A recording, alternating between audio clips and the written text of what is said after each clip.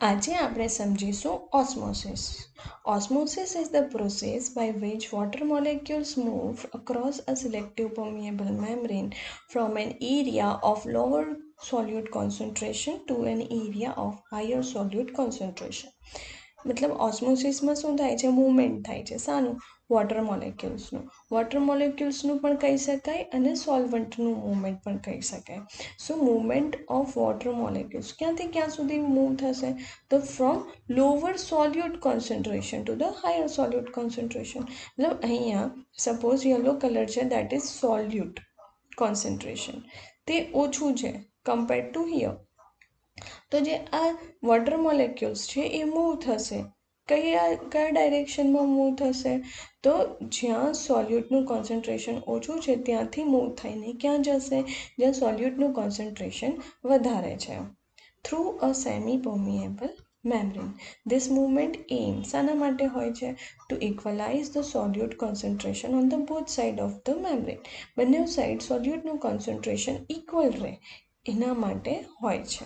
Now direction of the movement, water movement ક્યાં થશે? તો water move towards the region with a higher concentration of solute to balance the solute level. મતલબ લોવરથી higher તરફ move થશે વોટરનું molecules. Example through સમજીએ તો જે રેઝિન્સ હોય છે, મતલબ સૂકી દ્રાક્ષ હોય છે, તો તેને આપણે આખી રાત પાણીમાં પલાળી રાખીએ તો એ સવાર થતાં સ્વેલઅપ થઈ જાય છે, મતલબ ફૂલી જાય છે. તો આવું કેમ થાય છે? ધ રેઝિન કેમ કે the resin has a higher concentration of સોલ્યુટ like sugar inside. મતલબ રેઝિન્સની અંદર સુગરનું કોન્સન્ટ્રેશન વધારે છે compare to water, right, which means it has a lower concentration of water. સૂકી દ્રાક્ષ છે તો તેની અંદર શું થશે? વોટરનું કોન્સન્ટ્રેશન ઓછું છે અને સુગરનું કોન્સન્ટ્રેશન વધારે છે. જ્યારે આ વોટર છે ત્યાં શું છે? વધારે વોટર છે ના મોલેક્યુલ્સ હશે અને સુગરના મોલેક્યુલ્સ ઓછા હશે. So the water outside the resin has a lower concentration of solute. તો વોટર પાસે શું છે? સોલ્યુટ, જે અહીંયા કોણ છે? સુગર છે. તો કમ્પેર ટુ રેઝિન્સ વોટર પાસે તેના મોલેક્યુલ્સ ઓછા છે, રાઈટ. તો વોટરના મોલેક્યુલ્સ ક્યાં મૂવ કરશે?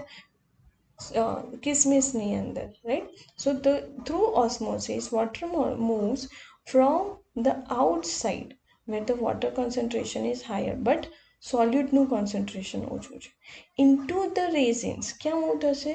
રેઝિન્સની અંદર, જ્યાં વોટરનું કોન્સન્ટ્રેશન ઓછું છે અને સુગરનું કોન્સન્ટ્રેશન વધારે છે. To balance the concentration. શાના માટે આવું થાય છે? તો કોન્સન્ટ્રેશનને બેલેન્સ કરવા માટે. So this movement of the water into the resins cause it to swell up. આના લીધે જે કિસમિસ છે એ સ્વેલઅપ થઈ જશે. સો આ એક્ઝામ્પલ છે ઓસ્મોસિસનું, જ્યાં વોટરના મોલેક્યુલ્સ મૂવ થયા from the lower concentration to the higher concentration of the સોલ્યુટ. અને અહીંયા સોલ્યુટ કોણ છે? તો સુગર છે, right. I hope with this example તમને સમજ પડી ગઈ હશે કે વોટ ઇઝ ઓસ્મોસિસ. ઓસ્મોસિસમાં શું થાય છે? તો સોલ્વન્ટ મૂવ થાય છે ક્યાં? From the lower concentration to the higher સોલ્યુટ concentration. Thank you.